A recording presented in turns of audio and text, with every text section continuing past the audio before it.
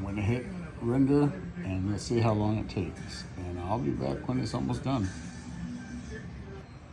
I want to come back on here just to show you guys that this is an iPad and it's not comparable to like a MacBook because I hit that render time not too long ago and that's how long it's going to take to render. While my MacBook would have just ate through this in probably like 5, 6, 7 minutes.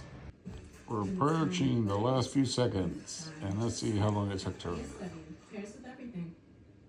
Complete. It should give me a time, like 39 minutes, 33 seconds. My MacBook probably would have done it in like 7 or 8 minutes.